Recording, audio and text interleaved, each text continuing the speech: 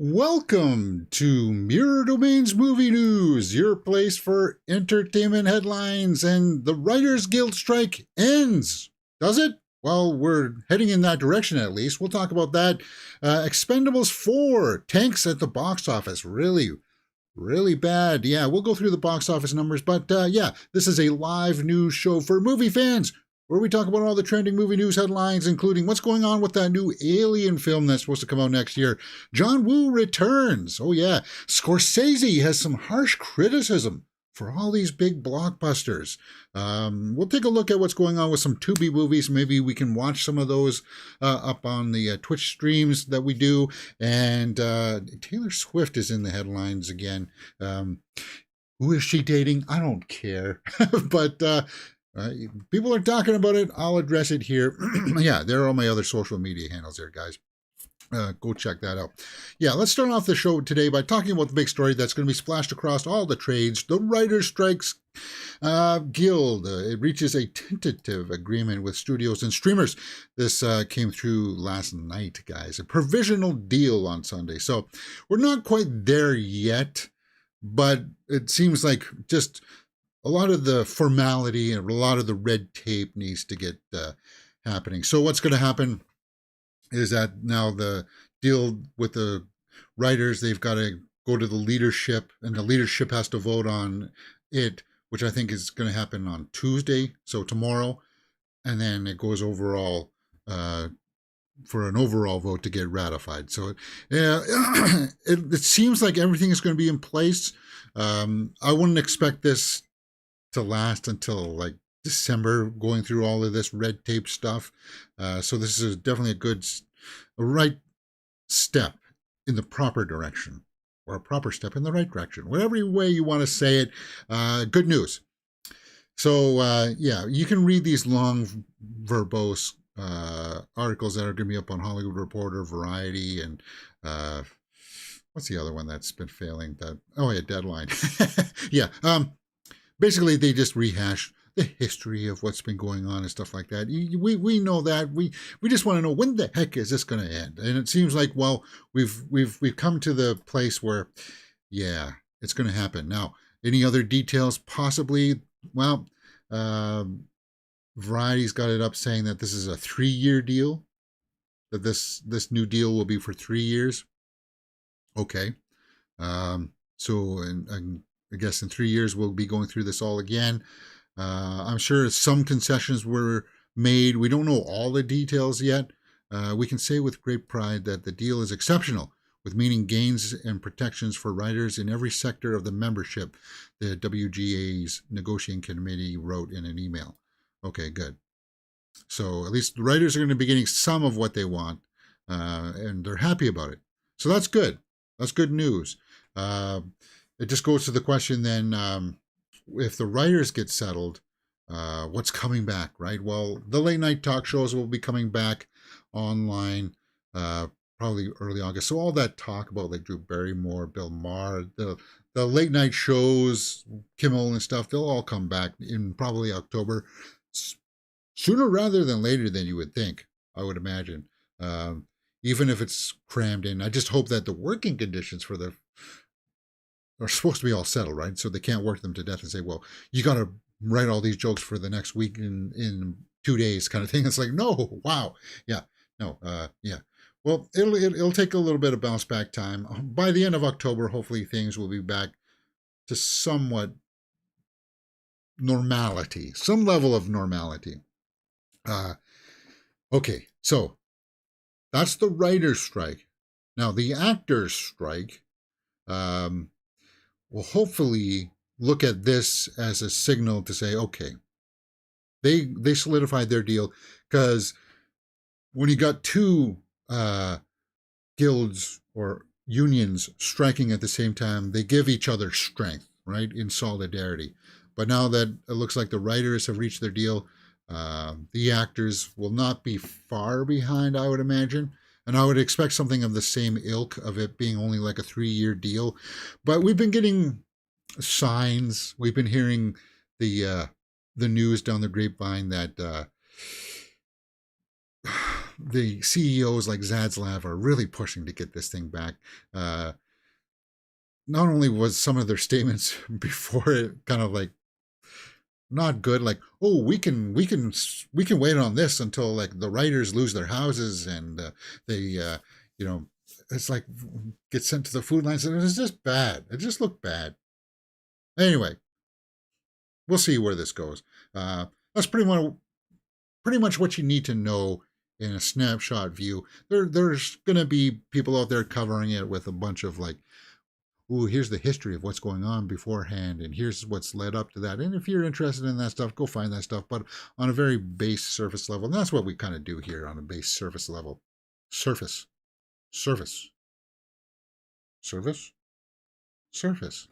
Yes. All right. Big story of the day. I know a lot of people will be talking about it. So looks like we're finally coming down to the end of that. Let's move on to the weekend's box office report. Yes, it's Monday, and let's take a look at some of the headlines out there. Let's take a look at the China box office. Oppenheimer still holding strong, near 60 million in China. Yeah. Nolan's biopic has proved to be a huge hit on IMAX in the world's second largest movie market. Second largest movie market? China is the second largest? I got my doubts about that. I think India's got to be up there. It's weird that none of these trades or anything talks about India's box office. Of course it's huge there. It's like they look at the world map and then they don't account India for anything. It's like, no. So anyway, I'm a little bit dubious about that claim. Maybe I don't know. This doesn't seem right. But anyway, that has nothing to do with Oppenheimer. $60 million mark in China. So domestically, it's good. We know domestically it's been fantastic. I think it's crossed over 700 million for Oppenheimer, right? Mission Impossible 7 ends its domestic run by hitting another disappointing low.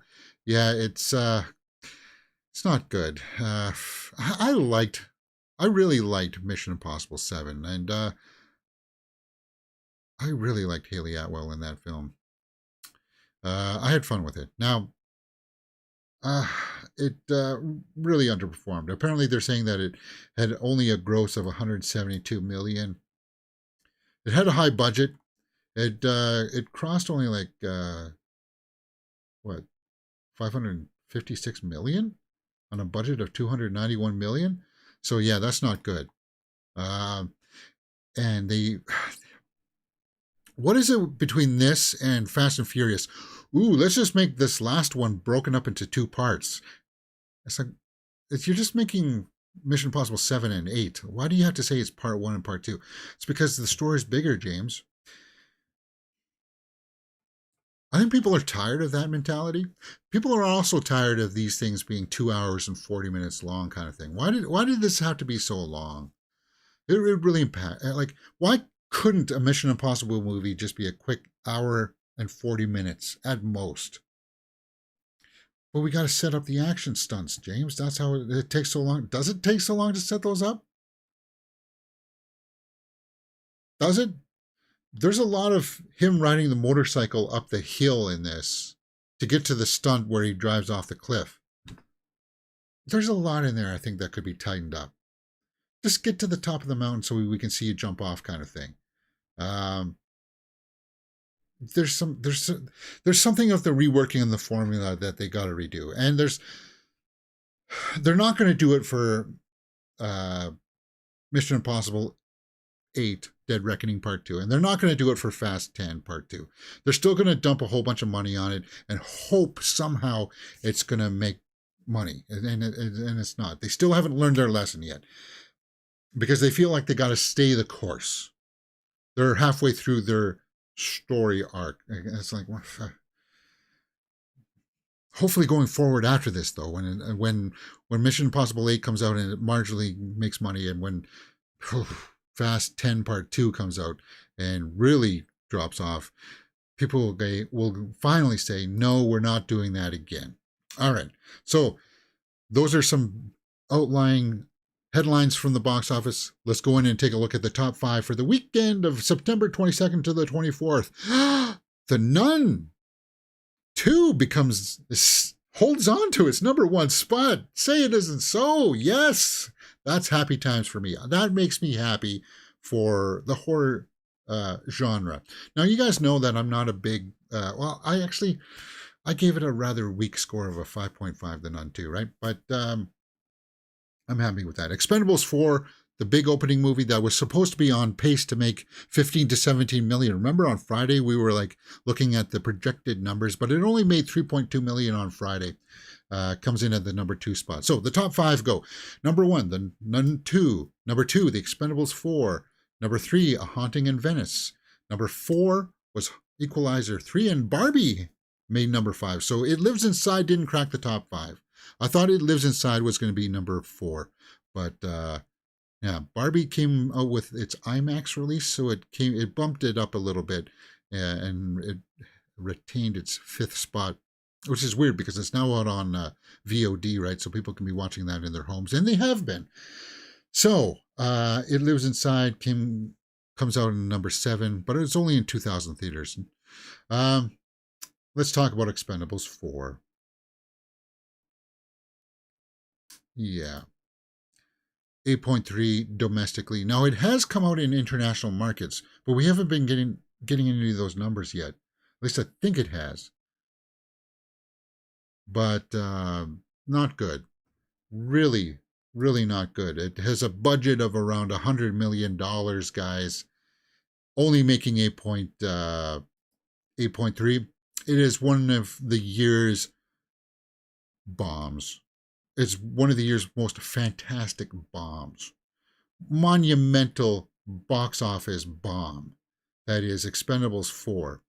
Now, the audience has liked it more than the critics. In fact, on the weekend, it was 16% by critics. Now it's dropped down to 15%. 71% by the audience, though. And this is the die-hard action fan, I believe. Like Die Hard. It doesn't matter if the story is good. It doesn't matter if the acting is good. It's just, I'm there to see the action. I like Jason Statham. Oh, I like things blowing up. Oh, James, you're just stepping on the hands of all your action fans out there. Guys, you know me. Yes, I'm being hard on the film. Yes, I'm using it as a punching bag right now. Will I see this movie eventually? Yes. Will I give it a fair shake when I see it? Yes, I will. But I'm not going to pay a dime of my money to see this movie. It'll be either on Tubi or, probably Tubi when I see this movie. That's just where I stand. Because, as I said, even before the scores came out, when the trailers were out, I was like, guys, we know how this movie's going to go. We know that it's supposed to be handing off to Jason Statham. Stallone's only going to be in it for the first 5 minutes, handing him off a mission and stuff like that. They're going to get a new team together. It's lost all of its luster of it being like classic stars coming back and being in a big action movie. There's going to be a CGI schlockfest at the end, and they kill the bad guys, and that's it. There's nothing more there that...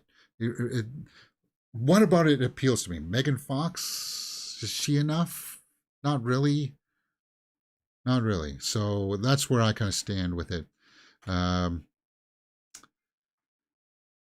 CNN, the disposables would describe it better. Yeah, the disposable. Somebody asked me on Friday, James, do you think there could be an Expendables 5? Absolutely not. No way. Not even in B-movie level status. I don't think that would happen. It's done. The Expendables franchise has been nailed shut. I don't ever expect to hear or talk about this franchise ever again, because that the original draw of it being Arnold, Sylvester Stallone, and Bruce Willis, that's gone. That came and went. We played that now. It's behind us, and what else is there left to do, right? Nothing. So that debuted in the second spot, and expect that to drop off a lot this next week, because you got The Creator opening up this week, and you have Saw 10 opening up, which will be the number one spot. Nun 2 won't be able to beat Saw 10. So Nun 2 did have its run, guys. It did over 200 million worldwide now for the Nun 2. And that had a budget of 38 million. That's how you make movies, guys. That's how you make movies. $38 million budget, $200 million worldwide. Now, we will be getting a Nun 3, no matter what, hands down. Will it include Valak in there? No, but I'll see a lot more with Thaisa Farmiga as Sister Irene. Thaisa Farmiga. And the more that I sit on this one, I said like a week after, I gave it a 5.5 in my initial week. I could give it a 6 out of 10. Oh, how gracious of you, James. Aren't you merciful? There's this, like, you go see it for Thaisa. Go see it for that. Her performance is good. She's got she has a very interesting screen presence. And I want to see more from her. Because it doesn't always have to be about Valak. The story of the nun in the title could be referring to Sister Irene. So, yeah. That retaining the number one spot is good. The other horror movie opening up this week was It Lives Inside, which I went out to see. And 2.6 domestically, 400 internationally. So 3 million worldwide box office take. I couldn't look up any budget numbers on this because it's not a wide release. It's only in 200 or 2,000 theaters. It's got a staggered release schedule, so it'll open up wider in international markets for like the next week or so before it gets out on streaming. So it's a smaller film, so hopefully the budget wasn't too big. I could see that this was a budget around $7 to $10 million, maybe $20 million at the most. I don't see how this could have cost $20 million. Like, this is like Invisible Man budget level. It should be anyway. Around the $7 million mark. So 3 million worldwide is not terrible. It will, unfortunately, go up against another horror movie with Saw coming out this week as well. Maybe it'll get a few more screens released, up to 3,000 maybe. But then you got The Creator coming out as well. I expect Expendables 4 to drop off the map. I don't even expect it to be in the top 5 next week. But It Lives Inside could have some legs, perhaps, to maybe crawl into the top 5, maybe in the 5th spot. Dumb Money will get more. It gets wider release this week here too. So Dumb Money also gets wider. So next week, I'm kind of expecting, from all reports, The Creator is not projecting that well. But it will do better than 8 million. Like the Nun 2 and Expendables, Haunting in Venice, Expendables will be like 2 million next week or something. Haunting in Venice, Nun 2 will all drop down to about 3 million next week. So I'm expecting Saw 10 is going to be the big movie. Saw 10, number one. And then I think it will be The Creator. It'll be not as big as people think, but it'll be big up there.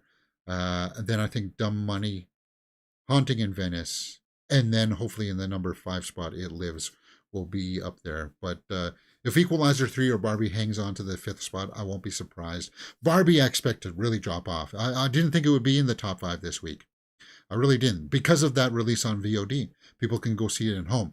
It did have that marginal push in the IMAX with supposed extra footage of like a gag reel or something, but from what I was hearing, it wasn't that much, not that big of a deal. So yeah, that's pretty much the way that this weekend's box office has shaped up.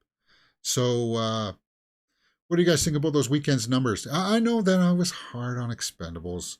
It does give me a little bit of pleasure talking about it. No? Oh, sorry. I mean, it shouldn't give me that much pleasure. I don't know. It is what it is. Okay. Guys, if you like what you've seen, come join us for some full movie watch-alongs. We've got a big, busy week ahead of us. Survivor starts a new season this week. So Thursday morning at 10 o'clock, we'll be watching the premiere episode of Survivor 45. Looking forward to the new season. Come join us for that. Wednesday, we do Ahsoka. And yesterday, actually, we've been watching a lot of movies too here. And that's good. Yesterday, we watched The Black Hole from 1979. And I had fun revisiting that movie. Yeah, it wasn't the best, but it had some really cool ideas. Friday, we watched No One Will Save You, an alien invasion story with Caitlin Dever on Hulu or Disney Plus Stars. Right? Is that what it was? Suspect X, a Netflix movie. That's up there on the channel. Of course, my review for It Lives Inside, episode 6 of Ahsoka. Episode 7 comes this Wednesday, guys. Episode 7, Ahsoka. So pay attention to that. My review for Haunting in Venice. And of course, then you know that we do movie news here 2 or 3 times a week. And if you like this kind of stuff, by all means, hit that thumbs up button. It would seem that not a lot of people do like it, though. We've been doing this for well over a year and a half, if not 2 years now. And it's never gotten the traction. We do have a small community here, though, that does pay attention to this stuff and does participate in the live chat. So if that's your bag, we are going to be starting to test run the this kind of news segment show on a prime time basis at night. We are going to be trying to rerun the show on a live format at night, and it'll be on different platforms too. One night it'll be on Facebook Live. One night it'll be on Twitch Live. I got to try to start getting it out there to see. Oh, hey, this is a different streaming thing because I want to make the best use of my time. And as much as I like doing it here, guys, YouTube just doesn't push it out. I don't get it, because there is an audience out there that likes to talk about movie news topics. I know that it's not huge, but for some reason it's just not getting pushed out to that audience. And I put movie news in the title, I put movie news in the description, I put movie news in the tags that it says movie news here. It's all splashed all over the place. Just not getting out there. Well, maybe it's because you don't have anything interesting to say, James. Well, that's not the point. For the most part, I think I do. I open up the ability for people to interact and talk with other people. Maybe it's because they hear that I rag on the Expendables and Fast 10 and the Fast and Furious franchise. People like those things, and maybe they don't like to hear an opposing opinion on it. Well, too bad. It is what it is. Talking about opposable opinions. Let's talk about Martin Scorcese. He's back in the headlines, wagging his finger at us, guys. What is it? What is it? Scorcese on blockbusters. The danger there is what it's doing to our culture. Martin Scorsese is continuing to push back against modern day blockbusters and the streaming era.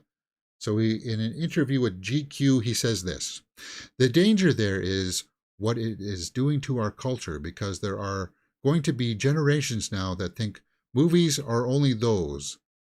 That's what movies are. Talking about big blockbusters. Well, Scorsese, I counter with Mission Impossible. That's a big blockbuster, and it didn't do all that well. So what are you talking about? Are you saying that people are being conditioned to think that, oh, I'm only going to go see the big blockbusters in the theater? There is something here that needs to be said too. Yes, going to the theater is expensive. Going to the theater to see a movie that's kind of like subpar, that you kind of like feel like, oh, I just wasted my money going to see this movie. There is an angle there that is said, that there is danger in that, right? You spend, let's just say it's two of you. You spend $40, $45 up to $50 with tickets, popcorn, and drinks to go see a movie like Expendables, and you're like, that's supposed to be like the big blockbuster, and you're like, guys, this doesn't look all that great. Rollerball Champion says you put a lot of effort into this. It's definitely an algorithm thing. Yeah, it's got to be, talking about the show and stuff.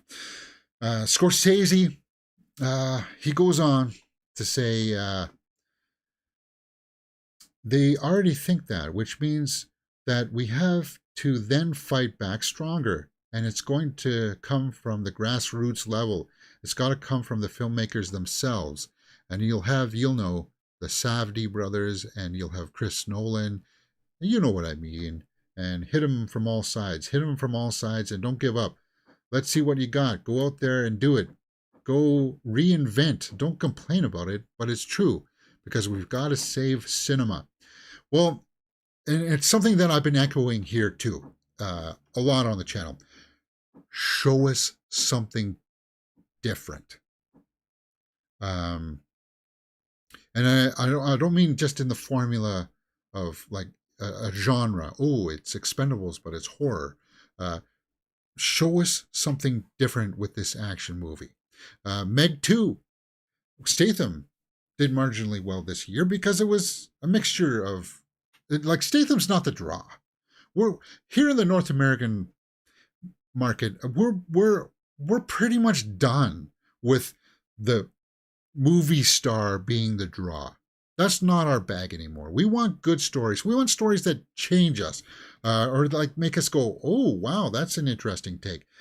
But on the flip side of that coin, Scorsese, there are movies out there right now that are different, that just people are not talking about. And a good example of that was No One Will Save You. Now, I was a little bit harsh on it when we watched it because I had some audio issues.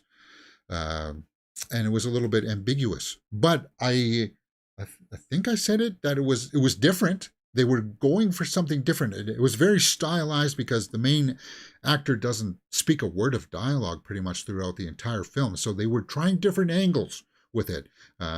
Was it all in her head or wasn't it? What's going on here? What's the big statement at the end kind of thing?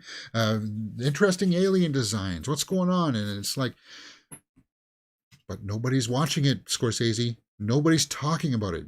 Very few people, like the hardcore, die-hard movie fans like us, see it. But even the casual pundits out there, like the Harloffs, the Campius, they're not talking about this movie. They're not talking about No One Will Save You. We are, because we're movie fans. This is the hardcore movie fan channel. Like, we cover it all here. We do. But what's the mass appeal of going that small, right? And you take something that's like It Lives Inside, which I was hard on, like in my criticism. It didn't really deliver anything new. Yeah, there's a monster, and it's in this jar. It gets out. My guess is by the end of the film, they defeat it. You can change up the formula a little bit, though, with Megan. Killer robot doll. It's very creepy. So there's a way to do it. But I was sitting in the theater during It Lives Inside, and I was like, is this something that we really needed to come to the theater to see?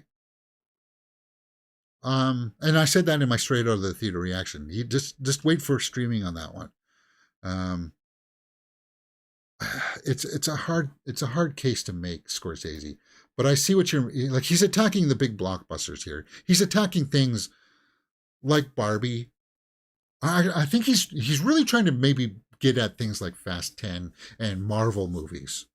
Like Ant-Man and the Wasp, Quantumania. I think that's what he's trying to dig at. And the box office numbers have been not working well for Marvel lately. And I think that's going to be proven when Marvels comes out. Lifelong cinema preservationist. Yeah, preservationist. Here's the thing. I have a high respect for art house cinema. I go to the art house cinema to see the smaller films. I do. Um, but these movies that come here to these theaters, it's a smaller theater. It's not as big as the big like stadium theaters that can hold like up to 300 plus people, right? What do you got here? Has anybody heard of these? The 2 Tickets to Greece, Jules. Yeah, we've heard to Talk to Me. For some reason, Dial of Destiny's playing. Why is Mission Impossible playing in here? See, they're bringing in these bigger movies to try to keep the art house theaters afloat. So there's a dynamic here. There's something in the matrix that even the art house theaters had to acquiesce to bring in these blockbusters to keep them afloat, because the movies are not drawing people into the theater. They're not. Jules. What is Jules about? Let's pull that up.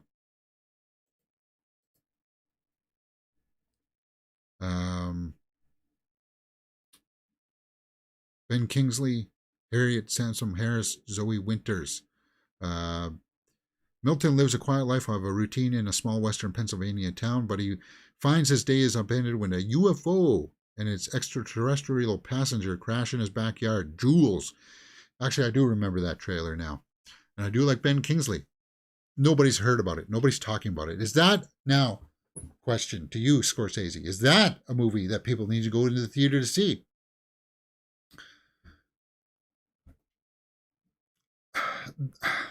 There's got to be a nice, there's got to, not a nice, there's got to be a mix out there where, yes,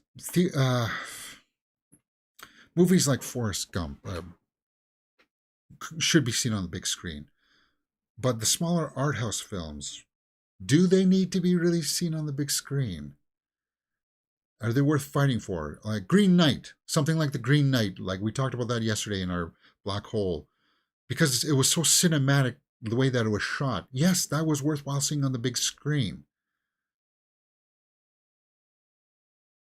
I don't know. I know that some people will misconstrue what he's saying in here as saying it's an attack on superhero movies and stuff like that. Those two have been getting bored. Scorsese, back in 2019, they even, yeah, there it is right there, his quote about the MCU. There is an argument there. But then, Scorsese, why did you turn around and make Killers of the Flower Moon under a Netflix deal for it to be out on Netflix? If you're trying to save cinema, right? I get what he's trying to say. It's just us as a society haven't quite accepted what it all means, right? Or how it's going to be dealt with in the future. Because here's the thing. Expendables 4 and It Lives Inside was released last week. I like, for me to go see them, it's a money issue. It truly is. And it's kind of like if you got 2 choices and neither of them are very well praised on the tomato meters, and what people are, the buzz is not good for either of them. Why should I go see it? And we're going to have that case this week too. Saw 10 opens up, and The Creator, which we hear good things about The Creator, but it's kind of like Saw 10 is going to be the big draw. I will go see both of them this week. I will go see both of those.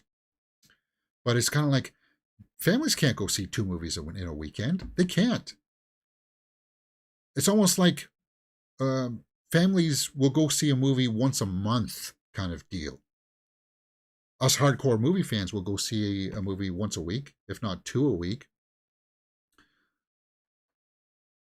Yeah, there has to be variety in the theater for people, right? Oppenheimer, Barbie, Jawan, Nun 2. There's variety there.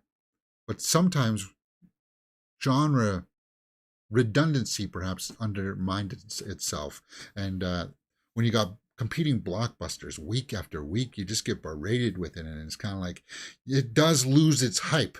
So there is something there that Scorsese's kind of getting at. Rollerball Champion says, I've had to head in to work now, but I'll catch the rest later. Okay, thanks, man. You make some great points. The dynamic is changing for sure. Yeah.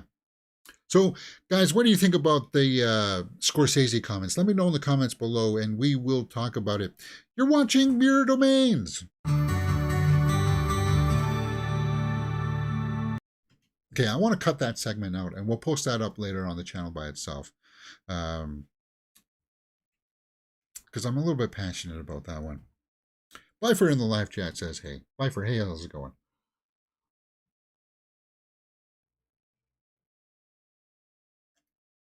All right, let's move on. Jamie Lee Curtis is in the headlines. Cool. We like Jamie Lee Curtis here, don't we? Yeah, the story broke, what was it, on Thursday night or Friday or something, that the fans had put out a petition for her to star as a character in One Piece Season 2. Guys, I've only got 2 episodes deep into One Piece. I'm not going to rag on it anymore. It wasn't for me. The story just, I found it a little bit frustrating, to tell you the truth. It's kind of like, here's the MacGuffin. We want the One Piece. Okay, then go get the One Piece. Why does it have to take us 8 episodes to get the One Piece? Is the story deeper? Is it richer? It's bringing in new characters, and as much as people like the clown character, that felt like a digression, even though it was a better episode than the premiere episode. James, you said you weren't going to rag on it. Anyway, Jamie Lee Curtis, top tier talent, Oscar-winning Jamie Lee Curtis, responded to the calls for her being in the movie. She said once the strike is over for the actors, is settled and fair, yeah, she'd be up for it. So some people made some fan art of her in the character. Once the strike against the greed of the AMTP is settled, with a fair contract, I will lobby along with the growing fan frenzy to become Dr. Carutha. Yeah. Matt Owens, the co-showrunner, says, Mommy dearest, that's why we sent you that figure. No need to lobby. Once we get what we deserve, we get back to work. Let's talk. Yeah. Well, hey, she's top tier talent. Can't go wrong with that. Well, it doesn't need saving. It's already got a big fan base. And they say that it was doing well on Netflix, but did we see that reflected in those numbers last week when they published what were the big hits on the streaming services? I failed to see where One Piece is, but okay. Will it be enough? As long as he wiped that damn smile off his face, for crying out loud. Okay, enough, James. Sorry about that. Yeah, that's the character, James. Don't you know it's based off anime? Yes, I know. Shake it off, James. Let's talk about John Woo. Yeah. Silent Night, John Woo's first American movie in 20 years, lands 2023 release. So John Woo, is he back? With Joel Kinnaman. Cool. What's this about? John Woo's first American action movie in 20 years is slated for 2023 by Lionsgate. December 1st. Huh. From legendary director John Woo and producer of John Wick comes the gritty revenge tale of a tormented father played by Kinnaman who witnesses his young son die, when caught in a gang's crossfire on Christmas Eve. While recovering from a wound that cost him his voice, okay, well, Kinnaman is not one... No, he's got some range. He does. He tried with the RoboCop role. That just wasn't suited for him. He was good in the James Gunn Suicide Squad. He was. So, Silent Night. A grieving father reenacts his long-awaited revenge against a ruthless gang on Christmas Eve. And the fact that he can't talk, that's very John Woo. So who else is in this? Catalina Sandino Moreno. Kid Cudi. Oh, cool. We just saw him in X, right? And he did a good job in that. He was the talent. He was the one driving certain plot elements of that movie along, if you know what I mean. But he was good in it, right? Right? Vinny O'Brien, I don't know anybody else there, but a revenge flick? That's also very John Woo. Um, yeah, he was an X. Oh, he was in Need for Speed. Don't Look Up, also, huh? Yeah, he's building up quite the resume, and justly so. Kid Cudi. Keep your eye on him because he does have an interesting screen presence. So December 1st, huh? We should be getting a trailer for this pretty soon. Then I would imagine. Um, I know that a lot of people like John Woo. Hard Target. I think was his first one here in North America, right? With Van Damme, the punching of the snake. Oh, and he did the Red Cliff movies.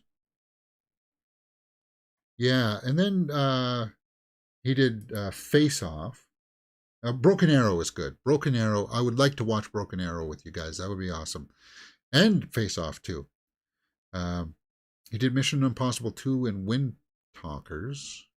Paycheck. And then he kind of disappeared for a while. It was kind of like after Paycheck and Wind Talkers and such. He kind of, I think he started to smell or feel the way that the wind was blowing, that he was kind of overstaying his welcome a little bit. Because John Woo does have a very distinct style in the way that he films his action, which I do like. And when he's working with like Chow Yun Fat in his earlier stuff, like The Killer, and what's the other one with him, where he's playing a cop?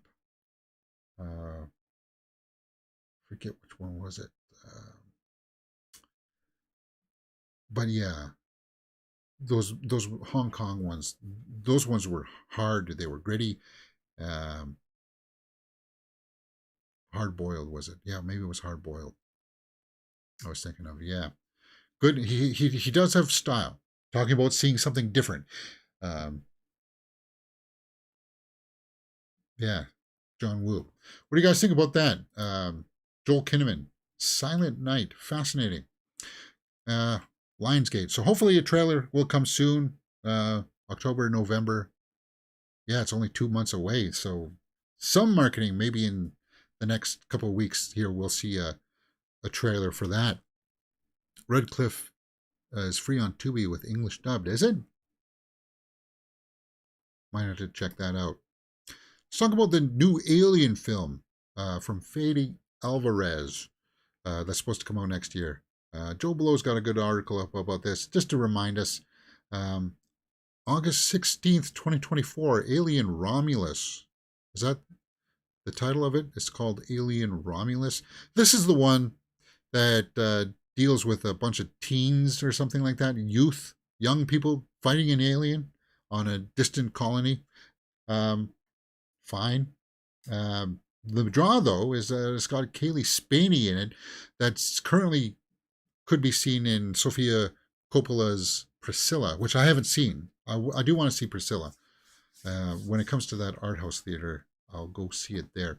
Um, what's it about? Yeah, it's about young characters in peril. Hollywood Reporter says, as opposed to other movies which focus in on adults, this will focus in on a group of young people on a distant colony that finds themselves in a fight with the xenomorph. Okay, this image here caught my eye. What the heck's going on here? Uh, they've militarized it. Yeah. See, now that's taking it in a direction that's always been there in the alien universe, that there's always been this big corporate entity, Wayland Wutani, right? That wants to get the alien for the bio weapons lab, right? They've always talked about it. We've never gotten there though. That's an angle of it that they could go down, and that artwork is really kind of creepy, man. Very creepy. Like they've tried to marshal it. They've kind of tried to do that a little bit with Jurassic World and the Raptors. Um, of course, eventually somehow they would break free of the technology and turn against their masters.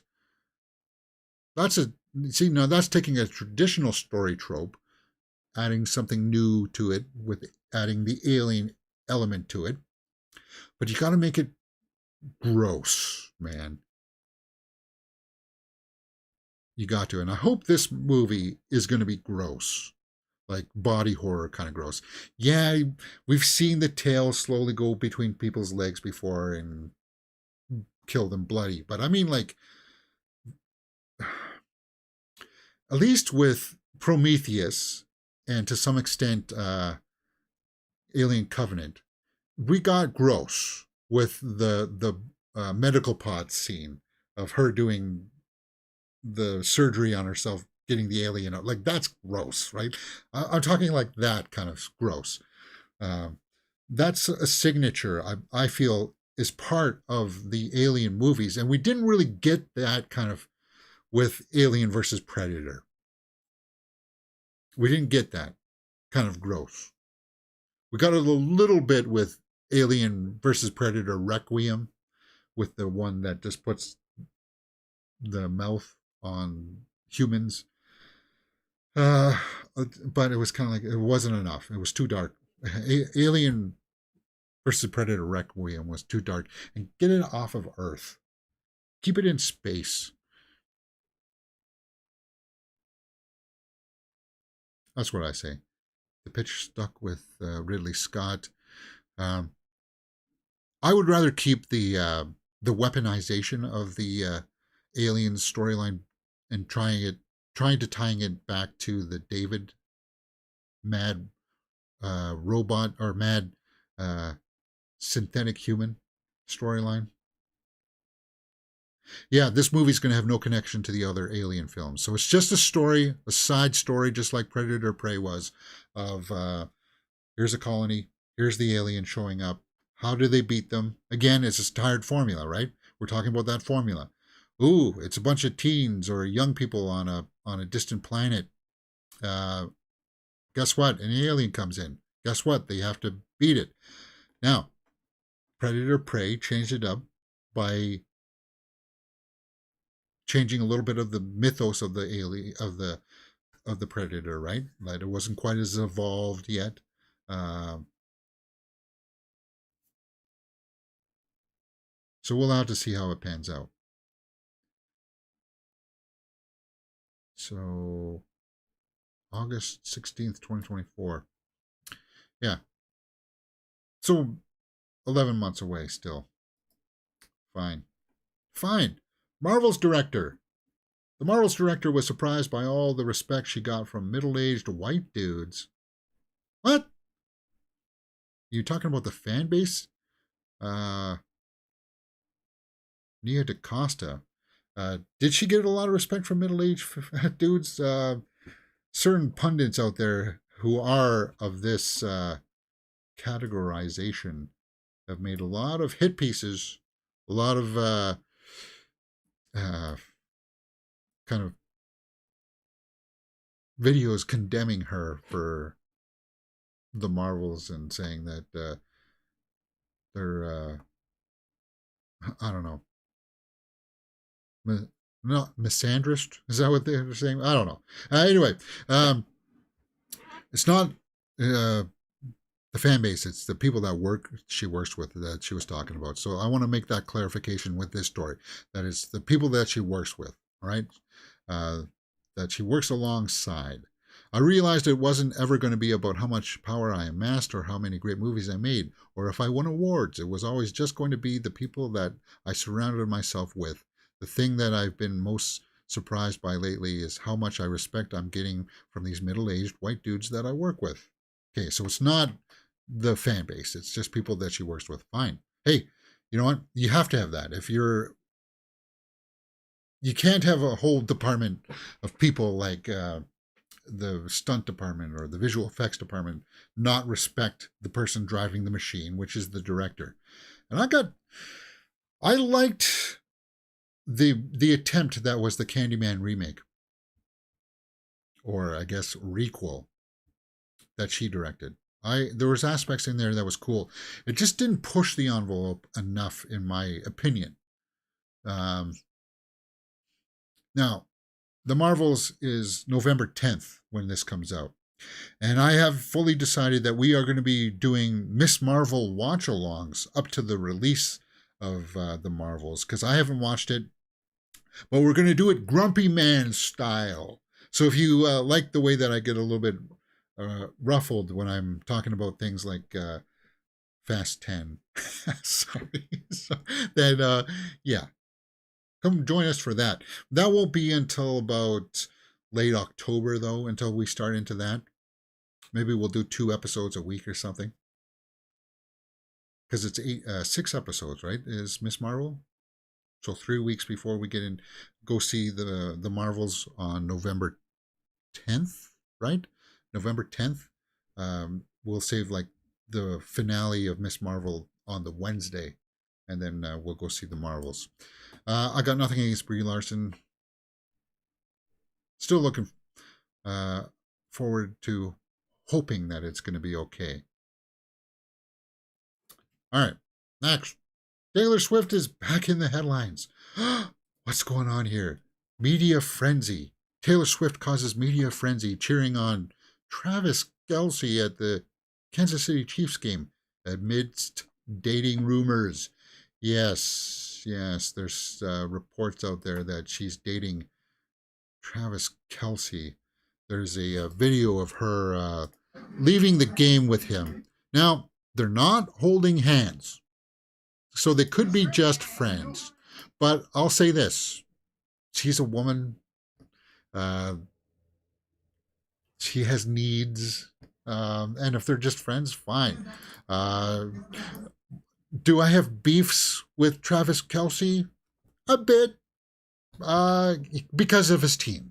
Because he plays for the Chiefs. And if you don't know anything about NFL football, the Chiefs have knocked the Buffalo Bills out of the playoffs for the last, 2 years? So as a Bills fan, Kelce has been a bane, a thorn in my side for the last couple of seasons, where you just watch those games and you're like, please don't pass it to Kelce. Please don't pass it to Kelce. Again, I'm a Taylor Swift fan, so I wish her happiness. Obviously, I'm not deluded enough to think that I could be the man that would be that. But hey, if she's found happiness with this dude, so be it. Good for her. And that's not the only headline, right? She's been out with Sophie Turner, being a friend during her divorce. They are friends. We've graduated from, like, what was it, like a decade ago? Taylor had her squad, like, of friends, and I think Sophie Turner was part of that squad at one point or something. I don't know, whatever. This is cool to see her out and about because she's been working really hard with the Eras tour. October 13th is when I go see the movie of her. So, yeah, it's just kind of like she's in her 30s now. Is she thinking about settling down and tying the knot with somebody? I don't know. I don't know if marriage is something with somebody of her status is ever going to fly. Well, if you're a billionaire, which she's got to be, right? It's going to be hard to find somebody that's trustworthy, right? Kelsey's definitely got the money. That he's not after her for the money. He's got the notoriety from football and such. He's got the physical health. You would think. I don't know if he's got his bell rung a couple of times, maybe.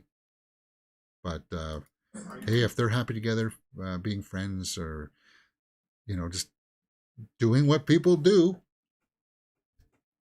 fine. Be happy. I got nothing against it. I don't understand the whole, like, ooh, are they going to get married? Are they going to have a kid together? Who like, God's sakes, guys. What are their kids going to look like? It's like, this just happened recently, like in the last 2 or 3 weeks, right? Whatever. At least since we've learned about it. They could have been talking behind the scenes for a while, though, but whatever. Taylor Swift takes an interest in you. Of course, what are you going to say? No? You're going to at least go out on a couple of dates. Why not? All right. I'm not going to cut that one out. Whatever. We'll keep that one up.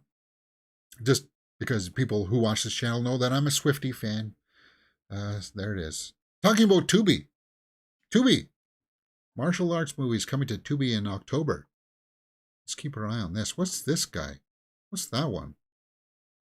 All Hallows Eve. All Hallows Eve on Tubi. Yeah, Roadhouse is going to be on there, huh? With Scorcese. Now that will have a few racy scenes in there, but I would like to watch it with you. Yeah, baby, you're going to be my regular Saturday night. Yeah, we can't watch that part. I'll have to screen it. And there's a butt sequence. He shows his butt in the film at one point, doesn't he? But I do like Roadhouse. It's a lot of fun. V for Vendetta. Oh, is that what that's from? Resident Evil V for Vendetta? Is he the bad guy in that? Actually, I was thinking about downloading the Resident Evil 4 remake to Steam and playing that with you guys, because I do like horror. That's a possibility. Bloodsport. Cool. Van Damme. Now that one might be worthwhile watching together. Yeah. In October, huh? Mask of Zorro. I like that one. I did. Banderas was a perfect Zorro. It's kind of a bummer that the second one came off the rails, though. Man of Tai Chi. Keanu Reeves, right? He directed that one? I don't know if I ever saw that one. We could watch that one, too. Is that it? Yeah, so we'll have some Tubi options coming up for us. I do want to get back into the full movie watch-alongs. And I've decided that the full movie watch-alongs, as fun as it is on Twitch, because on Twitch, I can leave the audio on a lot longer.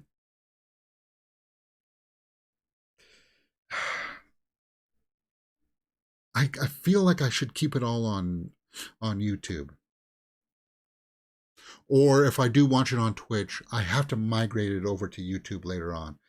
It's just, I don't have, like in my day, I don't have a whole lot of time to sit down and edit, which would take a lot of editing to cut out all the sound that was on. I don't know. Maybe we should do a test run of it. See how long it takes me to edit one of them. We did watch The Nun, right? And I did download The Nun, so maybe it is sitting on my hard drive to edit. I'll edit that one day, and I'll see how long it would take to see if it's feasible. Yeah. All right. Let's move on to a few hit or miss headlines, and then we'll look at the Twitterverse and round it up. Because I do believe later on today we will start Tomb Raider, Shadow of Tomb Raider at possibly like, I wanted it to start it at 1:30, but it might be 2 p.m.-ish because I got to run out to Walmart to grab some stuff. It depends on how long that takes. All right, hit or miss. Sophia Loren hospitalized after fall. Several fractures. Bummer, man. Bummer. The Italian acting icon fell in her Swiss home Sunday. She's up there in age, right? She's like 90-something, 89. And when you fall like that, as long as she didn't break her hip, because when you're in your late 80s and you break your hip, that's apparently like a death sentence. Most people pass on within the year of recovery after they break their hip, because it's such a traumatic event to the body. It takes a long time to recover, and it's not pleasant. So hopefully that didn't happen, including one to her femur after a bad fall. Okay, so it's not her hip, but her leg. And it just happens, guys. You get lightheaded, you faint when you get up to that age. Wish her a happy, a speedy recovery. Yes. Next. Fan art has Michael B. Jordan donning Val Zod's cape. Yeah, well, there were that talks that J.J. Abrams was trying to make a Superman movie with a black Superman, but they weren't going to use any of the established lore. They were just going to call him Clark Kent and just have him black. That's what's wrong with Hollywood, Martin Scorsese, is that people just are not paying attention to the source material, or they look at the source material and say, nah, we're not going to do that. We'll just do something new. That's what's wrong with Hollywood.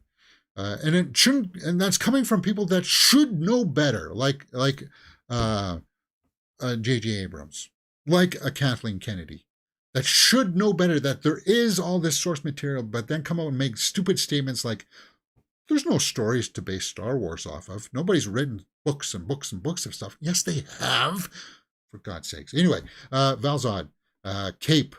This is just his head stuck on the cape, and I hoped that they went with the Val Zod storyline, because that is an interesting story. It is, and I do think at some point we will see Michael B. Jordan as a version of Superman.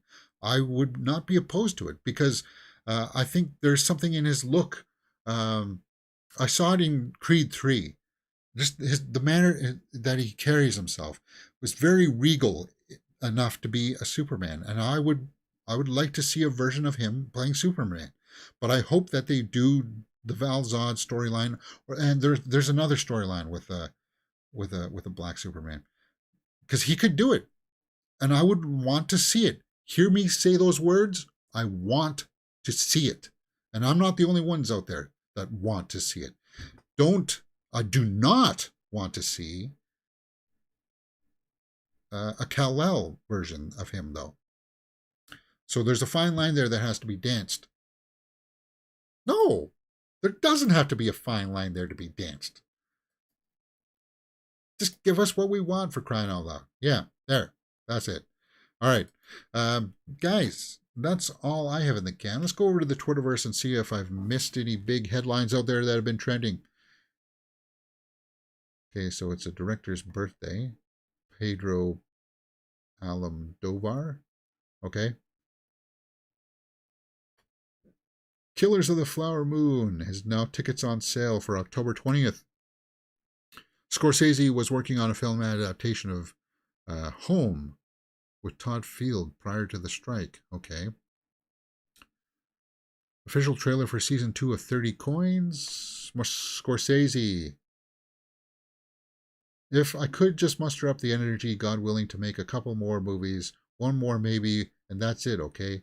That's as far as I got. You got to keep going. Well, Scorsese's up there, right? And this is taken from that article, the GQ article, where he talked about the movies and the theater and stuff. How old is Scorsese?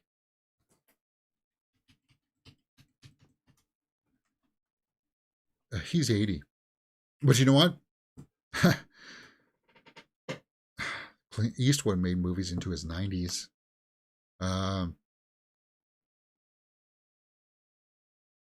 Yeah, he's still a very talented director. He's not quite up there in my top 5. He's in the top 10. He is. Again, he does bring a different style. He's just not one of my most exciting directors right now. Yorgos Lanthimos, talking about bringing different things to the theater. December 8th, 2023.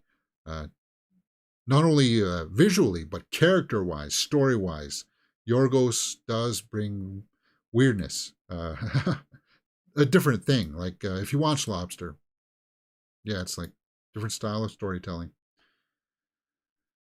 Killers of the Flower Moon IMAX. Now, is that something that you need to see in IMAX? I don't know. That too. I think there's a little bit too much of that.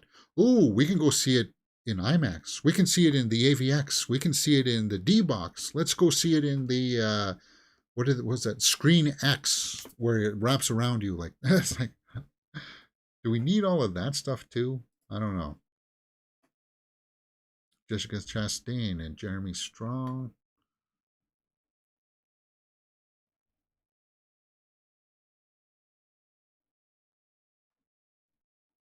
Newsreader. Actually, I think I kind of want to save. No, I can't. Okay. Oh, can I?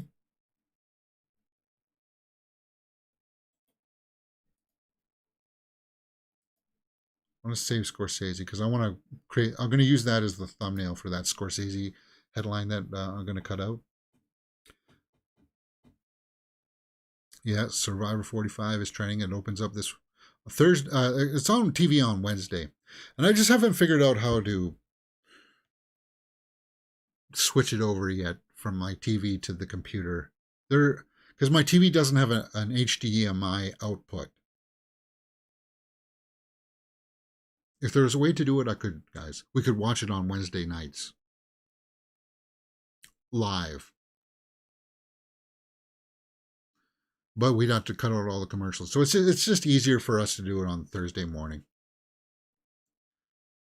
A reboot of The Office is in the works. Really? The third time for a reboot of The Office?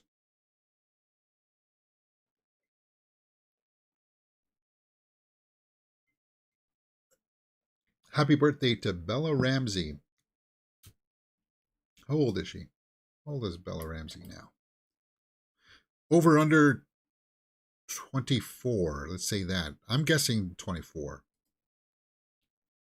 19. That she was really young in Game of Thrones. Wow.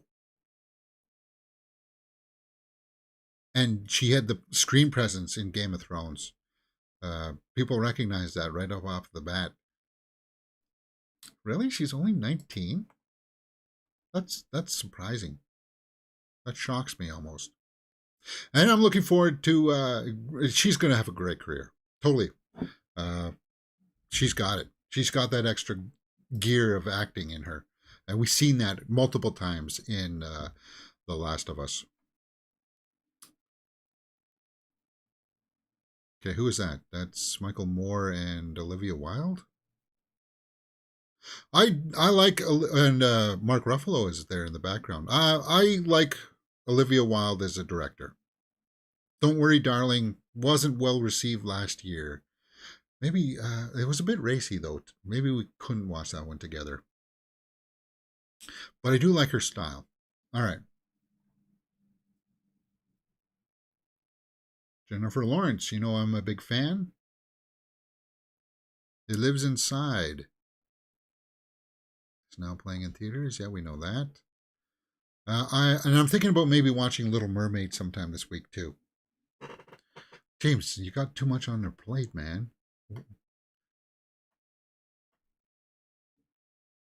You again. Selena Gomez in Paris, France. Ooh, I like. It's kind of baggy on her though.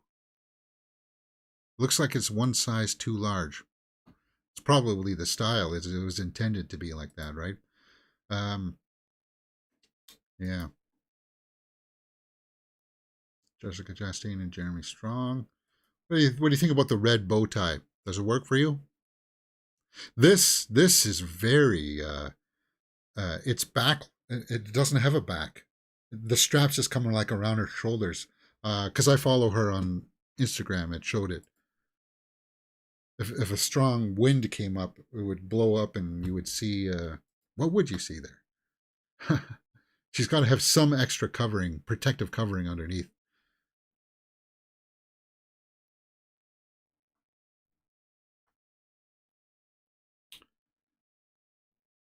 John Carney's Flora and Son.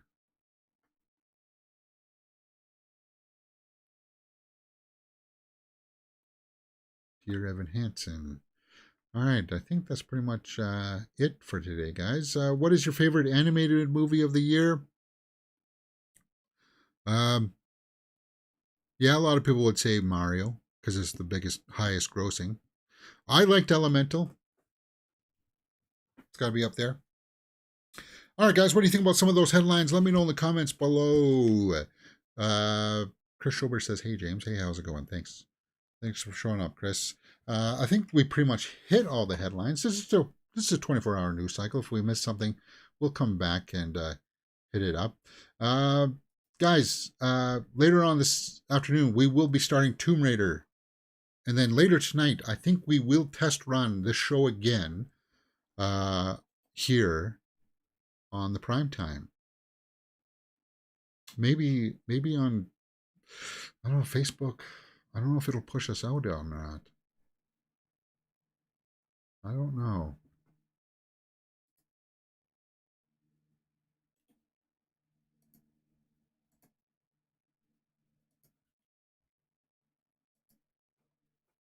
I do not know. Bookmark all tabs.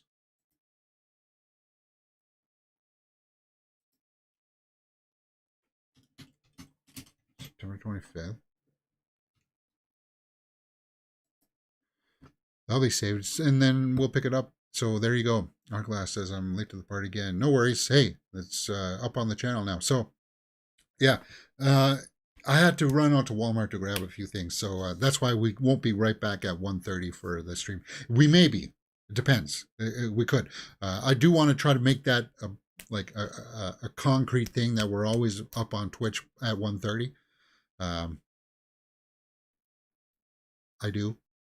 So people can depend on that time for Twitch. I know that's important to build the fan base.